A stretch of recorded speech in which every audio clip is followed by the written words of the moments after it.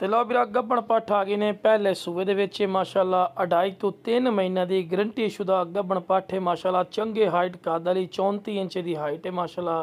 face beauty ज़बरदस्त और fresh चार दंद हुई खलोती है इस टाइम और माशाल्लाह जी पट्ठ दी वेल चेक करो माशाल्लाह जी चंगी लंबी वेल है और दुम सीधी बिल्कुल बराबर दा थल्ला वेखो जी कोई ऐसा पॉइंट नहीं जिहड़ा घट होवे और बिल्कुल कुंडली वाले सिंह छोटे छोटे पोटे पोटे जिहड़े सिंह हैं ते कन्ना दे लापर ज़बरदस्त झालर अच्छी नकौड़ा ज़बरदस्त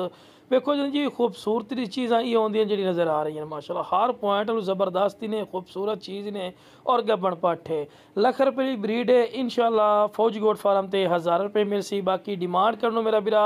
70-80 भी कर सकते हैं लेकिन फ़ायदा नहीं जिस भाई नूं चाहिए जनाब बिल्कुल जायज़ और मकूल राइट हो सी फेस ब्यूटी ज़बरदस्त क्लोज करके विखा रहे हैं कि कुंडली वाले सिंह चिपटे सिंह ते मुँह चार दान दे ठीक है ना मेरा बिरा डिटेल चेक कर लो तो सोहना वाना चड्डा बना रही है और अल्लाह के फजलो करम नाल जड़ना मेरा बिरा